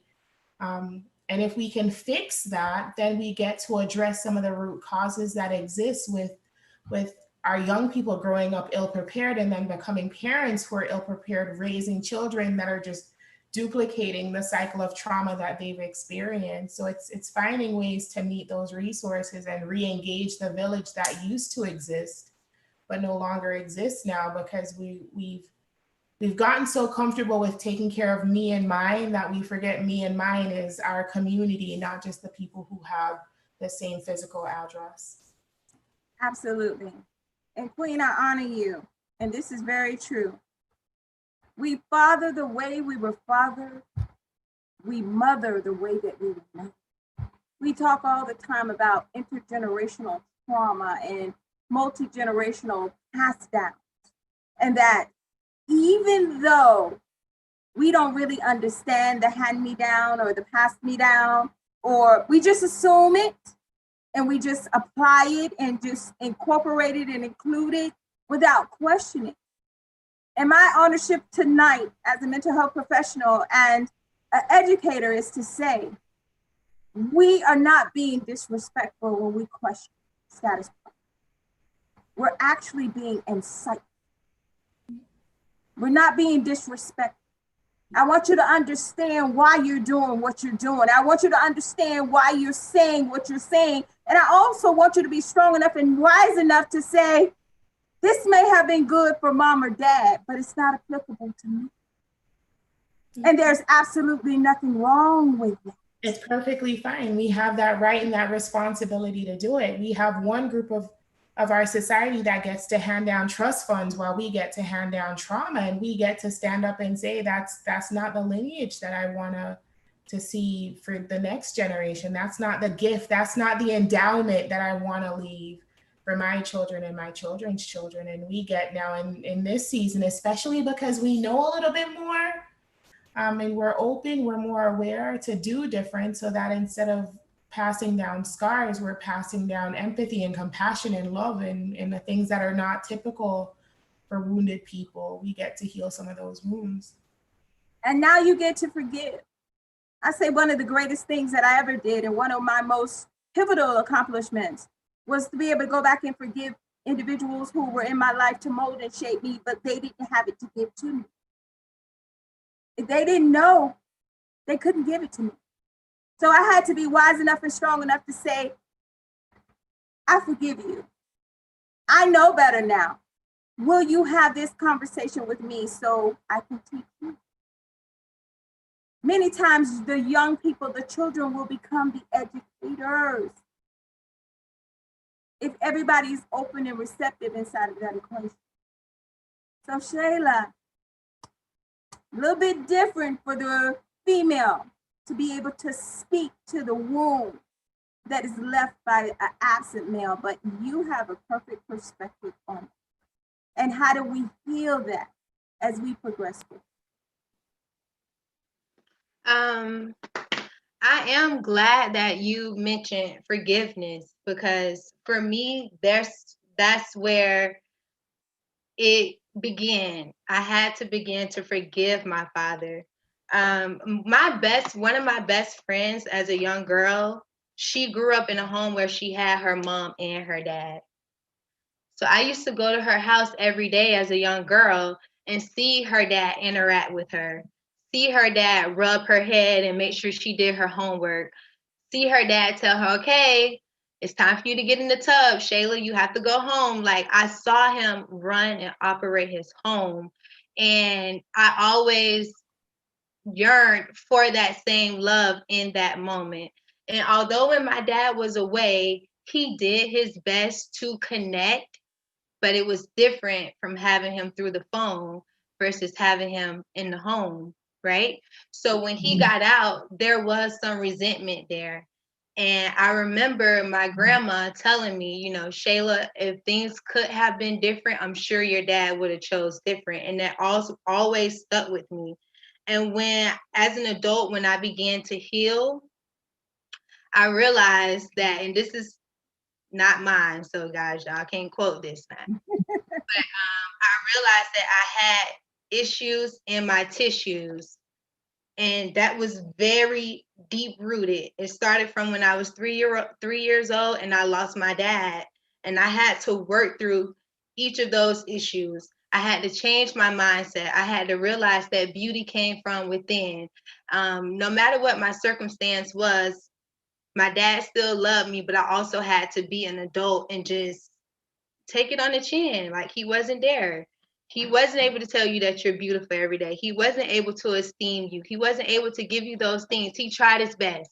He did what he could do. Forgive him and move on. So if anything, I want to say forgiveness. Whatever issues you have within with your mom or your dad, but in this case, your father, you have to start with forgiving. And my dad always say, you reap what you sow. There's a season for sowing and there's a season for reaping. Whatever relationship you in, you're gonna get out whatever you put in it.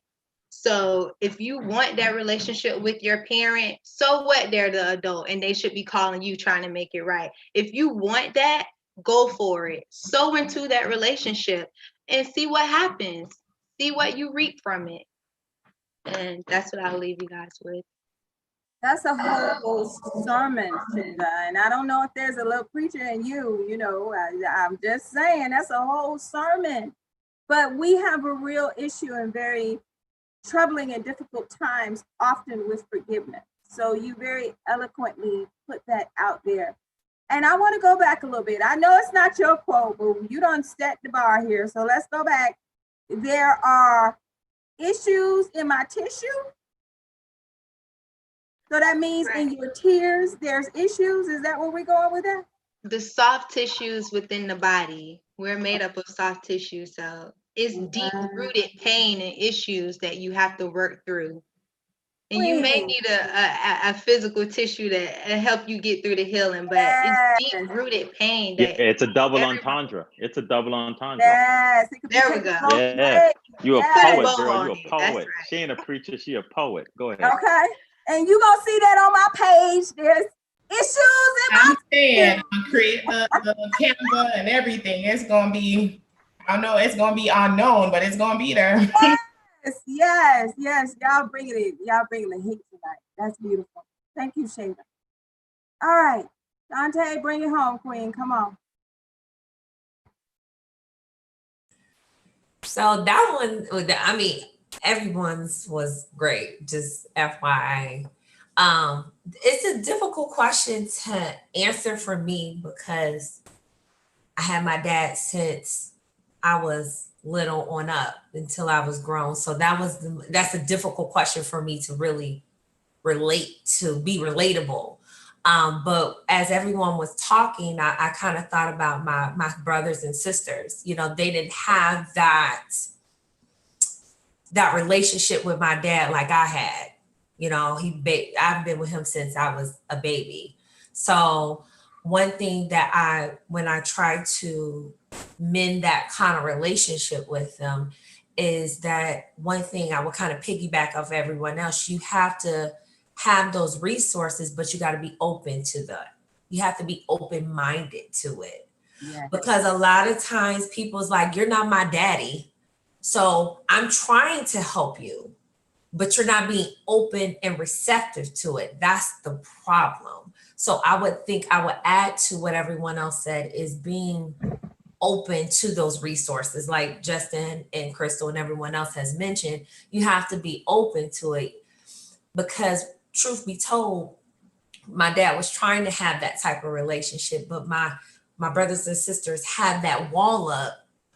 They couldn't see anything outside of that. And that goes back to being forgiving, and again, being open-minded to those resources. Like Crystal had mentioned, I'm old school. Everybody on the block knew each other. Everybody on the block had permission to whoop my behind. It was just one of those things. It was never like, that's my child, don't tell my child what to do. And even though like my dad didn't have a father in his life, he was always open to positivity with the male role. It was none like, no, you don't tell my child what to do. It's like, no, tell my child what to do, because at the end of the day, I can't teach my child how to be a man.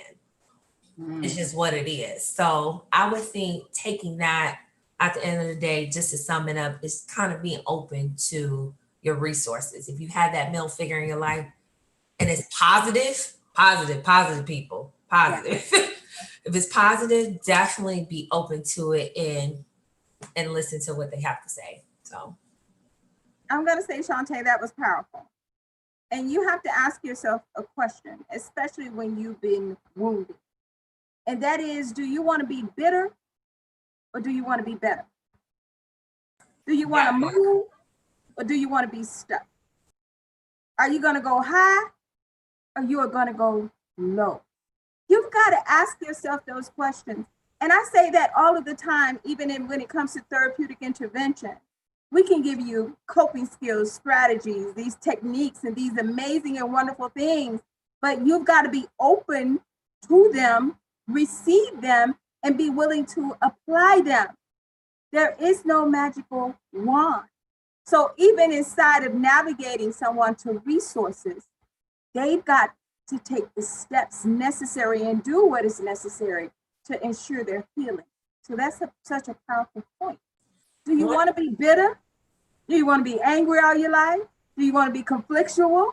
Or do you want to be better? Do you want to heal? Do you want to evolve? Do you want to elevate? Because it's a choice. Now, one thing I will add, just real quick, one thing I will add, and what really made me think about it is because when my dad passed away, that was it. You had all that time that you were wasting being resentment and having all that built that wall. He's dead and gone. That's it. You know, maybe in another lifetime, maybe y'all can have that type of conversation. But right now on this side, that's a conversation that you would never have, and you would never have that closure. And that is what makes it sad to me. So Wow. Very profound. So we're going to go to Jacoby and then round it out with Adrian. Jacoby? So forgiveness is something I had to learn as well. So as Crystal stated, as I was growing up, I knew everybody, the neighbors, like when I say I was blessed to have such positivity growing up, I truly can say I had a village. I can truly say I had a village. My neighbor next door to me, him and his wife at the time, they considered me as like another son. My neighbor across the street considered me as another son to the family. Then there was like, so I grew like the neighbors around here where I'm from, they all watched me grow from a little boy to now as an adult. And the word forgiveness I had to learn because, as I stated earlier, my biological father was not there. He was in and out of my life growing up. I grew a lot of resentment, even though I don't like to. I'm like Shayla. I don't like to say step parent either. I like to say he's my dad, but my dad was there, and my grandfather. But it was that void that I was always missing with my biological father, and I had to finally, I would try to always chase that relationship. I was always chasing it, and I thought it would happen, it would just disappear. And I just felt as the forgotten son. I was seeing how he was with my brothers, and I just thought I was just completely forgotten because I was his firstborn. It took my graduating year in college for us to finally have, to start the healing process. It took, me finally reaching out, and I was at that point. I was like, if it doesn't happen now, I'm not gonna reach out no more. Because I kept extending the olive branch to him, and it kept just falling apart. But this last time, and we've even had that sit down and had, as Sabrina stated, the uncomfortable conversations in person. He had to see the raw emotion that I shared with him, and all the pain and all the anguish I had towards him growing up, and that's how I was able to start my healing and being able to forgive him. And since then, he's there now, and I feel like I stated earlier, I feel complete. Now I have such a strong support system from the male perspective. So I have three great men in my life that I could easily go to for any and everything, for any type of advice, and I'm going to get very sound advice because these, what they went through in life, will be able to give me great direction as I'm going through the journey of life as well. Okay, wow. So that takes it in many different facets, but understanding the importance of forgiveness and being willing to walk that out. Adrian, go ahead and close out this particular segment. If I remember correctly, you started by asking the question, what do we say to that person who unfortunately doesn't have father in their life and they're experiencing that wound? Yes. The interesting thing about my story with my father is my father only met his father once. My father met his father when he was 19 years old, and has not seen him since. And so the question for me became, how do you respond to that? Now, clearly one of the ways that he responded to it was by not doing what his father did. But what I think is very interesting about my father's story, which is for someone who grew up in Jamaica, had his mother, never met his father, His father comes down to Jamaica. He meets him, but my father had grown up with his aunts and all these different family members. But my father comes to America and he meets Dr. Hunt. Dr. Hunt is a pastor and is a mentor to him. And so in effect, Dr. Hunt became my father's father. And I think that ultimately becomes one of the best moves we can make is if you don't have the resource in its purest form, then get the resource in the best alternative form. You know, it's kind of like the name brand drug versus generic, right? It still has the same active ingredients. And Dr. Hunt became the generic father with the same active ingredients of providing enough sustenance in terms of loving and caring and sharing and respecting and honoring and trusting that was able to still elevate my father in feeling as a son. So for the person who has that wound that's open and grew up or experienced that loss, just consider, and I think this goes back to what Shantae said, be open to the resources that are available to you by allowing someone else to, as much as possible, right, fill some of those losses or fill some of that void. Beautiful. As we prepare to bring this to a close, I want you to now consider this panel to the people and your position of righting or wrong in today's society. I think it's very important. I speak a lot about re-imaging Black fathers and eradicating period. So I want your best advice on how to re-image, repackage the presentation of the Black father, even if absent, even if troubled. The Black father, the Black male in today's society is essential. And I'll start by saying how we address each other. King is a common phrase at this point. Your royalty, see yourself as such, understand yourself as such. How we view each other and how we greet each other and how we connect with each other, how we respect each other, how we present ourselves. If we want it to be perceived in a particular way, we have to walk it out. So Justin, start with you. We're going to take it home. Re-imaging the Black father. The goodness of what was put inside of you, what you and who you have become because of your father. Let's let the world know that it's not all negative. It's not all derogatory. Let's give them the essence of the Black father. Speak on it, King. First and foremost, I would like to say it's a privilege. Just a little background, because I'm very comfortable with the story now. When I found out I was having my son, I was entering, it was a year before I was graduating. So it was fall 19 and fall 18, my pending graduation was fall 2019. So I went into a real deep depression essentially, and that kind of turmoil because I was very big on security because that's what my dad provided for me. And I was big on no matter what I do right now, my son's going to be born before I graduate. And that was the biggest thing weighing on me.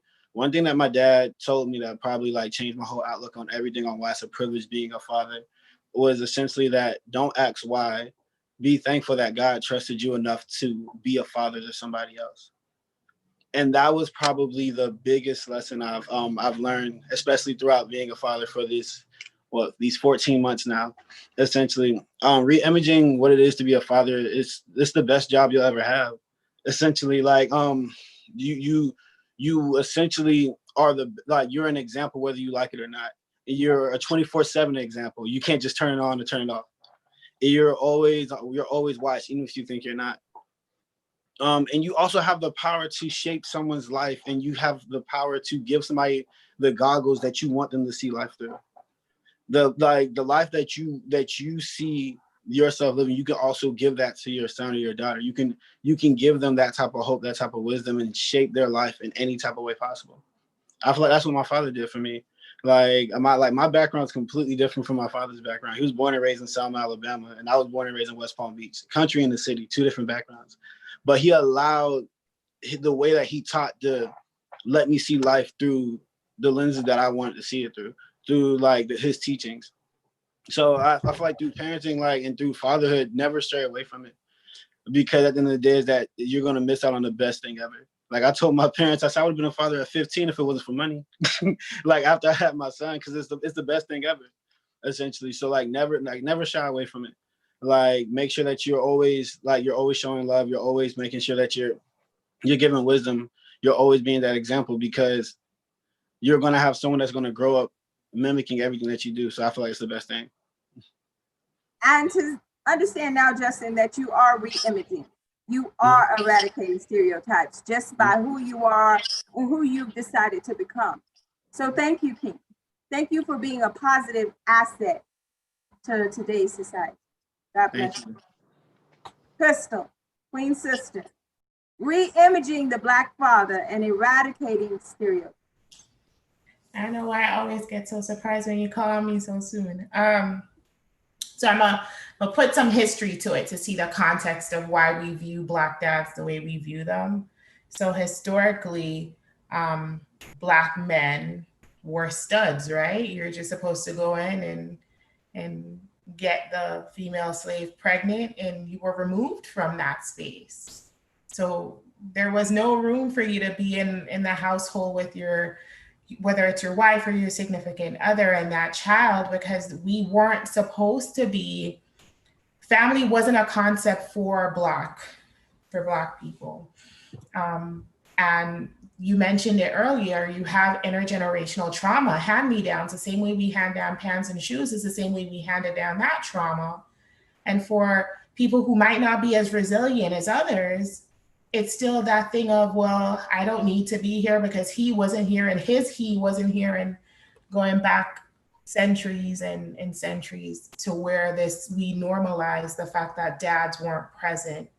And it gives people who don't know our history and our culture and our sense of community and belonging and family, it gives this misunderstanding that this is our norm, when in fact our norm is to be that rock, that provider, that by any means necessary kind of individual. That is what the Black father is.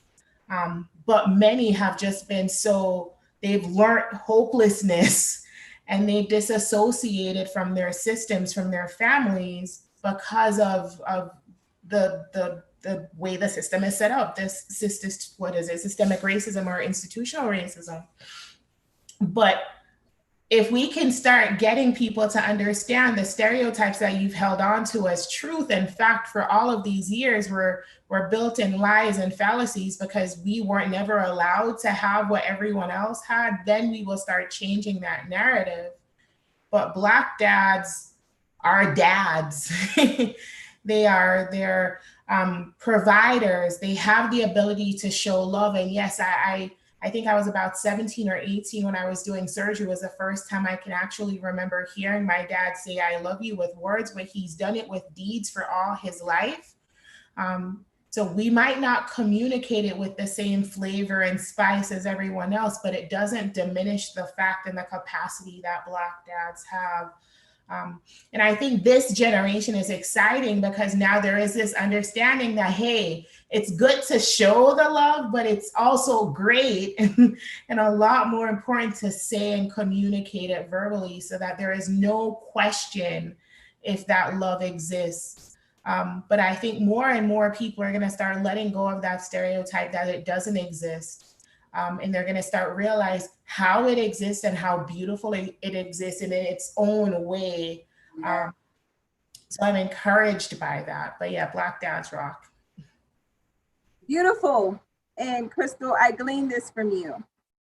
To rewrite our history, we must understand what has already been written about us and what is erroneously expected of us. So if you don't understand history, there's no way for you to rewrite it. You don't even understand what's already been written. And the false narrative and the erroneous expectations they have of our Black men. So we got to go back and understand history and look at what has been layered and what has been cemented so we'll understand how we move forward. been very insightful this evening. Thank you very much, and God bless. Shayla, re-imaging Black fathers and eradicating stereotypes. Give us your thoughts.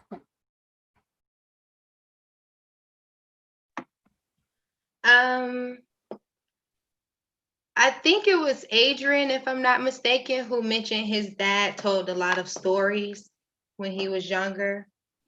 And this is kind of an elongation from Crystal, because we have to start speaking and communicating and telling those stories.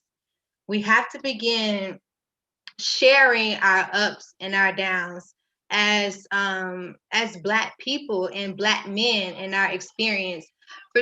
For so long, men have been told you have to be tough. You can't express yourself. You can show love, but can't show love to everybody because someone might come and hurt you. You know, they've always been told to be tough and be strong. And now I think we're in a space where you can share your story. There's so many resources and platforms out there where you can share your story. So I think it's very important to tell the stories. In the Bible, Jesus always gave parables. He always used parables because it was important, because the stories are what really stick. And then once you understand the story and it sticks, you can then communicate it. And for me, that's how a tree grows. It starts with the root, then the trunk, then the leaves. So start telling those stories, express your emotions, talk about racism, talk about what it was like living through Jim Crow and all those different eras. So that way, to piggyback off Crystal again, thank you, Crystal, we can understand our history more, and that way we'll begin to respect our history. And then through the respect, we'll respect one another and love one another as brothers and not the enemy. So tell those stories. Don't hold on to that stuff. Let it out, because somebody needs to hear it. I want to say to all the ladies on this panel, but particularly you, Shayla, there's a speaker in you. There is a platform greater for you. And this is just confirmation for you, and to understand and groom yourself and prepare yourself for the future. I would say the same for you, Crystal, and you're already there with the organization and everything else. But the way you women dig deep into your soul and bring out birth, and Shantae as well, but there's just the ownership when there's a mandate. So I want you women to think about that. So Shantae, that's a beautiful introduction to you.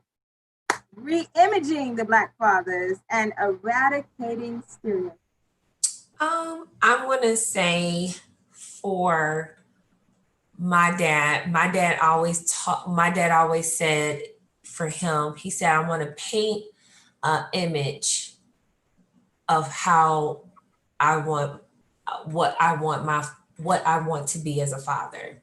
He painted an image of how he wanted to be a father. Because my dad, his father wasn't in his life.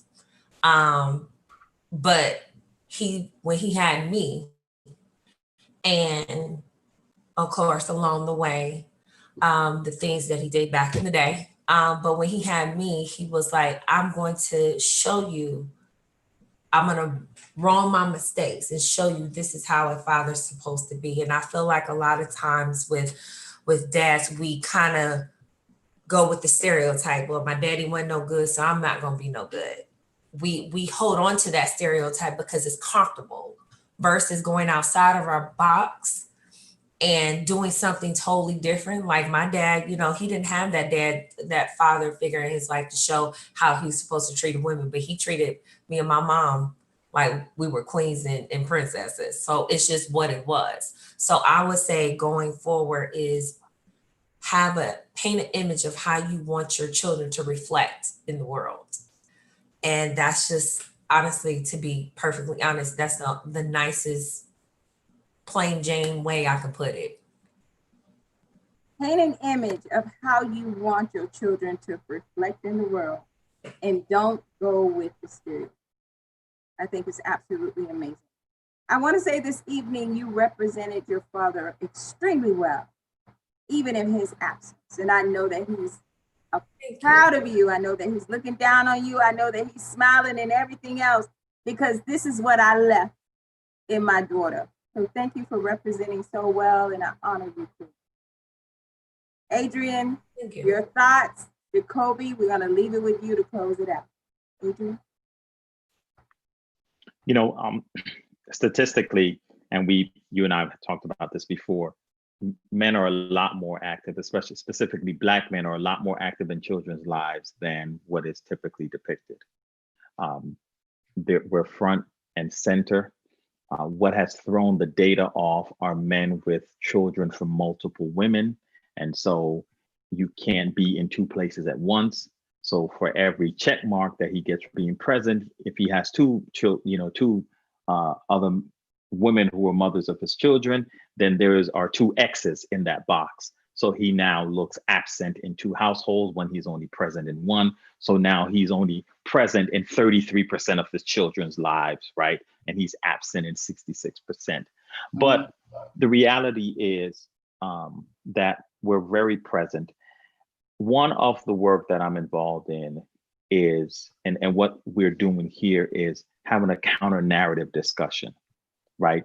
Demonstrating to the public a perspective that is not the norm or the dominant conversation. And I think part of the process is to continue doing this type of work, continue having these larger, broader conversations. I adore Jacoby for the work and his heart and the ministry that he has with this program. It permeates all over him how sincere it is, right? It's placed in the right space of his heart. And that's what I love about it. And so it's these type of platforms and programs and this type of conversation that I think goes a long way to distill a lot of the myths. Thank you so much. And before I leave it to Jacoby to give his thoughts and close it out, I just want to leave these thoughts with you. Thank you so much, Jacoby, for bringing me along for the ride. I co-sign Adrian's perspective on this and the platforms and everything else in the work that's being done. Because this is the way that we change things positively. This is the way that we open minds and correct perceived wrongs. We've got to be willing to have the conversation. But let me round out Blueprint, because having a plan in today's society in these times is essential. There are goals to be achieved. There are tasks that need to be completed or carried out. There are people who need to do these tasks. The father, sometimes it's going to be you, sometimes it's going to be to someone else. So you got to learn how to define roles and delegate if need be. You got to define when the tasks are to be completed. There's no need of waiting till your son is 18 years of age to try and teach him several things about life. Things need to happen along the way. There are benchmarks and milestones. Resources that are needed. Determine what you need, and when you need help or you need to bring someone else in, be willing to do that. And evaluate your progress. Sometimes a plan needs to be refined, redefined. Sometimes it needs to be completely tossed away and something else new needs to be constructed. But I want to leave these elements that should be included in your blueprint in today's society. Family, education, economics, spirituality, legacy, health, career, hope, autonomy, sustainability, and lived experience. And we've talked about all of that this evening. We're gonna do it better because we know better. Thank you. God bless you. Jacoby closes.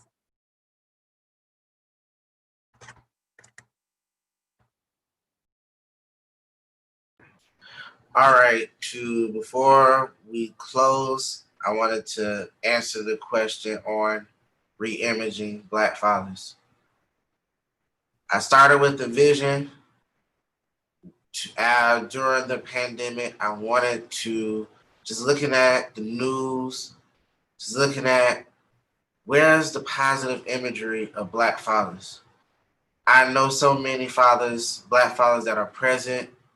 I have a great relationship with my fathers, but where is it?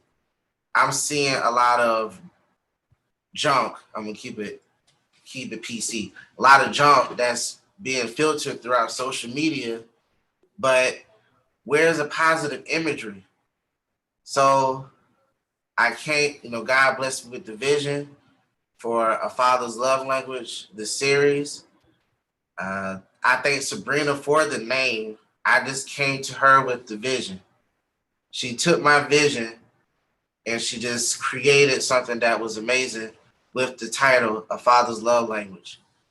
And to be able to showcase in 3 different parts such amazing Black fathers, and 2 of them, their children are here in this panel today.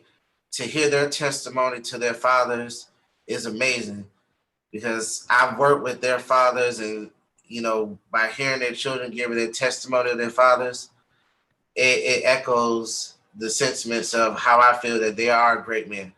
So if they are watching, thank you.